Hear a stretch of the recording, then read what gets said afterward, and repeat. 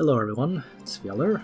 So with the second anniversary Rose and Seal patch coming soon, we will be getting the new soldier training cores, as well as the 10 new soldiers that we'll be getting over the next couple months. So I figure I'll just make a little video here showing the materials needed for all of them, and a few comments on maybe which one you should invest in. I'm also trying to renovate the soldier section on the Wikigrisser site. Actually, a lot of the images I'm going to be using in this video are from this renovation. Hopefully I'll have it all done sometime next week, but until then you can use this video, and of course I'll be giving some personal thoughts on the soldiers as well. Now of course I've talked about these soldiers in the past, alongside Frontier and usually a guest, but hopefully talking about them all in one video can be more convenient for some people. So without further ado, let's just jump right into it. So first we have this final stat core training. As I've mentioned in the past, Zalone announced that these will be the final stat nodes that they will be adding, so for the moment it sounds like the game is going to cap all your soldiers at plus 80% stats. Of course nothing can stop them from changing their minds later if they really want to, but I suppose there's really no choice other than just take their word for it. So this node is a little bit different than the previous stat nodes. Instead of being a unified training ground stat node that is split across different stats, this final stat node is a single node that increases all stats, but is separated by class type. So for example, in the Holy Demon training ground, there's actually 3 different nodes for Mage, Holy, and Demon. So in total, we actually have 10 new nodes for core training. As noted here, they're quite expensive. For each one you need 575 SSR bucks, you need 85 of 2 different treasures, and one thing that I think some people overlook sometimes is the gold cost, and in this case it's 5 million gold to cap out one node. Now me personally, I'm bottle capped by the treasures more so than anything else, but I do know quite a few players who are also strapped for gold, so this is definitely something you want to pay attention to. As for the specific treasures you need for each node, you can pause the video and take a closer look if you want. So with that out of the way, let's talk about the 10 new soldiers they are adding. So the 2 we are going to get very soon, alongside Rose and Seal and Clotaire, are the Machine Rider or the Machine Knight, and the new Holy Tanking Troop. So let's start by talking about this new Machine Rider. So the Machine Rider has lower offensive potential than the pure offensive cavalry like Bone Dino or Heaven's Guard. But that's not to say they're weak. They have the same amount of base attack as a Heaven's Guard, but they have a 30% attack bonus instead of a 45% one, which of course is a very significant difference. For most of the units that will get them, this is a very nice option because of their ability to essentially gain 2 blocks of Illustrial's talent. Cavalry are the types of units in this game that get most affected by terrain, so getting 2 free blocks of movement through them is obviously really nice. So most of the units here I would say use it pretty much the same way, but I want to single out 3 specific units here. For Emmerich, this is his best offensive cavalry soldier because he actually didn't really have one. He just had, I believe it was Royal Cavalry and Guardian Cavalry, both of which are defensive options. However, I think most people still like to use Emmerich as sort of a tanky unit, even if you're using him to deal damage, so it's more likely that he'll still stick to his Royal Cavs, his Angels, or even the new Lancer Soldier. Laird was also another cavalry unit that didn't really have an offensive cavalry choice. He was using Royal Cavs most of the time. Finally, you have Matthew here. If you have a Cav Matthew, he already has Bone Dinos available, but those are actually exclusive to Cavalry Matthew, so if you have a Flyer Matthew, this might still be a nice option to train if you like using Matthew a lot. And finally, I guess I will say that Gerald and Layla are probably not going to use this troop very much at all, especially after they get their exclusive equipment. Next we have these Holy Tank Soldiers. They can be translated any number of ways. I call them Punishers.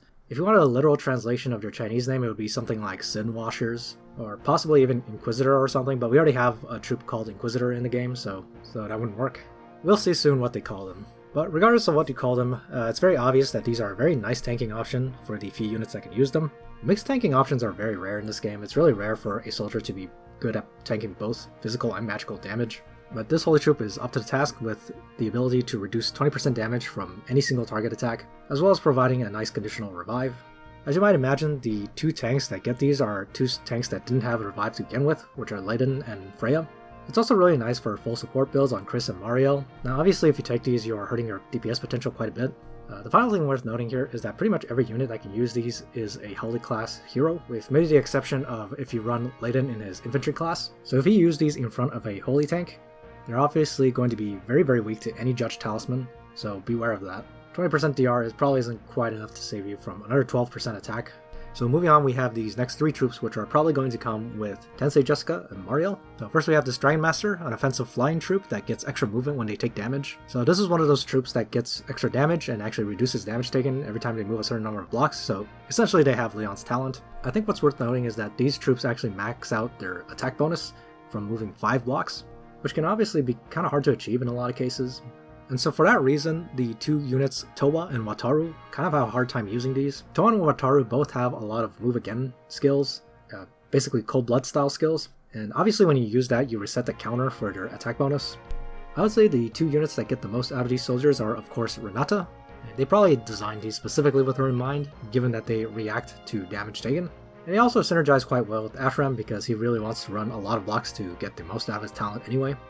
I would say it's also very nice for Shaltir, but Shaltir is one of those units that was very lucky with the Year 3 troops and they gave her a lot of new troops to work with, so it's just another nice option for her if you like using Shaltir. Aside from that, I think these are kind of niche troops, probably not ones you would invest in, especially if you already have something like Griffin Knights leveled. So next we have these Pirate troops. Much like the aforementioned Holy tanking troops, these are a tanking troop that actually have damage reduction for both types of damage.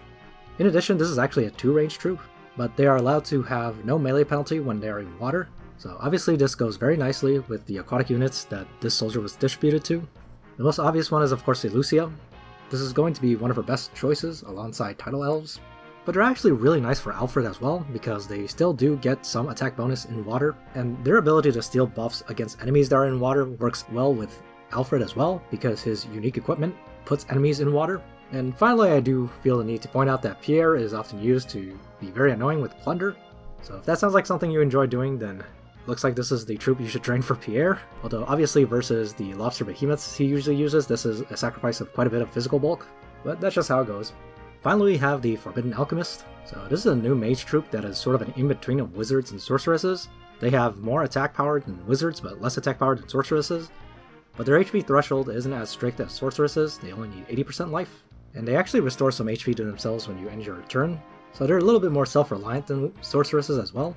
They also get +1 soldier range, not unit range, but just soldier range. So obviously these are pretty much tailor-made for Lana. Lana will be able to launch pretty much any of her attacks at 3 range and have her soldiers join in.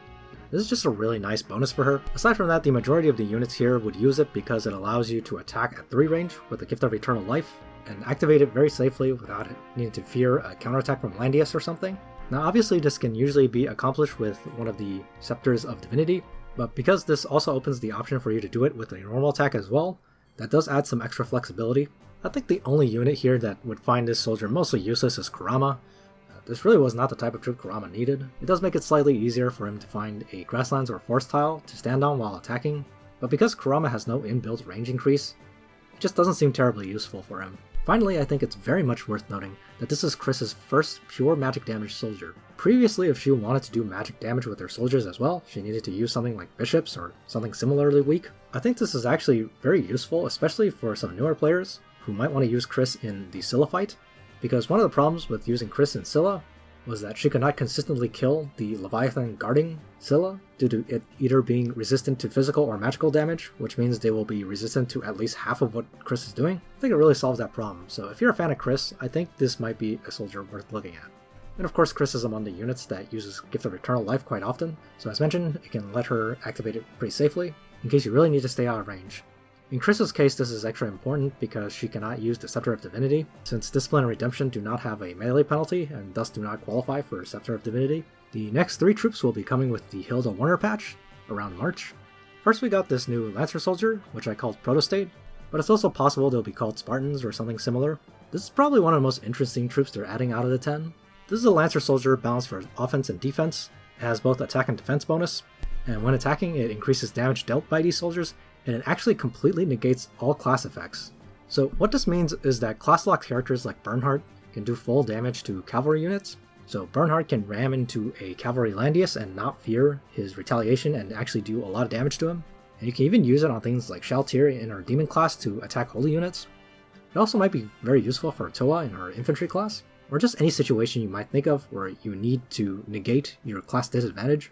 Obviously the downside here is that you lose all your advantages as well. But do remember that the class negation effect is only there for when you are attacking and not when you are attacked. So these are still a adequate Lancer defense soldier, but because of their base stats they're actually still worse than Lava Titans and Snow Colossus when it comes to Vargas. Although for Emmerich he finally has a viable Lancer defense option, which is really nice, especially if you like running Emmerich as a Lancer class. Now, back when I first talked about these, I got a comment from Fong1192 asking some very good questions about the specifics of how these soldiers work. So from my limited testing, this is what I can tell you. The anti-cavalry special node on the first page of the Lancer training grounds is disabled when you are attacking with protostates. I don't think that's super surprising, but it's nice to have confirmation of that. Bernhardt's faction buff also does not apply. However, the 4th page node, Bloodbath Striker, which lets you have more attack when you attack units with equal or higher HP, still seem to take effect. So basically any class-related nodes will be deactivated. So the basic conclusion here is that this is a very interesting Lancer Soldier. It's not a specific upgrade to Amazon Champions, although that wouldn't be relevant anyway because the majority of the units here cannot use Amazon Champions anyway, except for Shaltir. I think if you're a big fan of these Empire units, like Bernhardt, Emmerich, or even Hilda, these are a very nice option to have. So next we have these Viking Bravers, or Brave Vikings, whatever they decide to call them.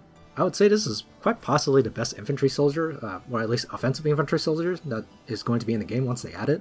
However, these soldiers are being given in very, very limited amounts. You can see that only 5 units got this soldier, but it's a nice option for pretty much all of them. Their only real weakness is that they have kind of a bad enemy phase output, which I think is a very big point for Sakura especially. But for the rest of them, this is a very nice soldier. Definitely a nice upgrade over Berserkers or heavy infantry if your only goal is to be offensive. But even in terms of tankiness, one thing you'll notice is their massive 48 base HP. So they're probably not as tanky as heavy infantry, but the difference might not be as big as you might expect. Finally, for the Hilda and Warner patch, we have this Faceless Assassin. Not much to say here other than that they're pretty much a straight upgrade over Bandits as the generic assassin soldier choice. I think it makes sense because they distributed it mostly to assassins that were underused by the player base. You can see D-Heart, Puritas, Shalinka, Silverwolf, and Tsubame, all pretty unpopular characters in terms of usage in PvP, so it's nice that they're also using soldiers as sort of a way to buff old units. Needless to say, if you like using any of these units, the Faceless Assassins are very much worth investing in, and of course they are released alongside SP Sigma, who will love using these quite a bit, although there will be some occasions where he will prefer using Shinobis as well. So finally we have 2 soldiers that will be introduced with the Wataru collab, likely in early April. So first we have these Elven Wolf Riders, and these are pretty much just straight better than Demon Hunters, with very, very few qualifiers there. They got higher base attack over Demon Hunters, they got an attack bonus over Demon Hunters, and they can even conditionally negate melee penalties and get a magic damage reduction bonus. Just a really strong troop all around. Obviously these are tailor designed for Alustriel, but I think if you're a fan of the character D-Heart, Luna, or Oliver, this is also a troop very much worth investing in. Even for a Flyer Luna, this is actually a pretty nice option to have. I actually think Sumire might get some limited use out of these as well, given Sumire's weakness to magic attacks. Probably not super useful, but just an interesting option. And last but not least, we will be getting the Steelmane Werewolf. Now, quite a few people are not fans of Demon Soldiers, but fans of Demon Soldiers will often tell you that they have a lot of extra stats to make up for the fact that they have a holy weakness. And this Werewolf troop is mostly an upgrade over the Undead Knight, which was already a very, very strong troop. Not only do these werewolves have higher attack and defense, they actually have a really large HP pool as well.